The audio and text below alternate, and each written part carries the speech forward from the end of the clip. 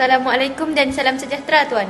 Saya Ahli Kadet Bomba Raja Nur Rahimah binti Abdul Rauf dari Kadet Bomba dan Penyelamat Malaysia Negeri Sabah, siap sedia menjalani pertandingan video personel kategori perempuan secara atas talian peringkat kebangsaan Tuan.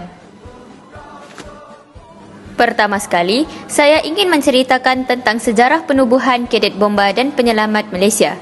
Ianya bermula apabila Jabatan Bomba dan Penyelamat Malaysia berhasrat memberi pendedahan dan mendidik pelajar tentang cara menghadapi kebakaran dan kecemasan.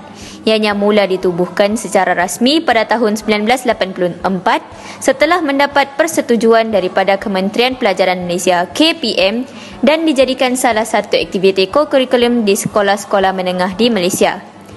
Para pelajar diberikan latihan dan didikan kaedah untuk menyelamat semasa kebakaran dan kecemasan-kecemasan yang lain. Sekolah pertama yang menyertai pasukan Kadet Bomba dan Penyelamat Malaysia ialah Maktab Rendah Sains Mara Sultan Abdul Samad Negeri Sembilan dan juga Maktab Rendah Sains Mara Kuantan Pahang. Seterusnya, sejarah penubuhan Kadet Bomba dan Penyelamat SM Sains Lahad Datu Sabah. Ianya ditubuhkan pada tahun 2003. Ahli pada peringkat awal hanyalah 30 orang sahaja, namun kini jumlah ahli telah bertambah kepada 65 orang yang terdiri daripada 35 orang lelaki dan 30 orang perempuan dengan bimbingan daripada 8 orang guru penasihat. Seterusnya, aktiviti-aktiviti yang dijalankan di sekolah semasa perjumpaan Kadet Bomba dan Penyelamat SM Sains Lahad Datu. Antara aktiviti-aktiviti yang kami lakukan ialah aktiviti bantu mula, ikatan dan simpulan, eksplores dan juga kawat kaki. Selain itu, saya juga ingin berkongsi tentang pencapaian peringkat sekolah Kadet Bomba dan Penyelamat SM Sains Lahad Datu.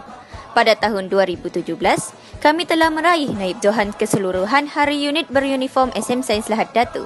Dan pada tahun 2018 serta 2019, kami telah meraih johan keseluruhan Hari Unit Beruniform SM Sains Lahad Datu. Pencapaian Kadet Bomba dan Penyelamat SM Sains Lahad Datu di peringkat daerah. Pada tahun 2017, seramai 33 orang ahli pasukan Kadet Bomba dan Penyelamat SM Sains Lahad Datu telah terpilih untuk menyertai perkemahan Kadet Bomba dan Penyelamat yang diadakan di SM Sains Lahad Datu.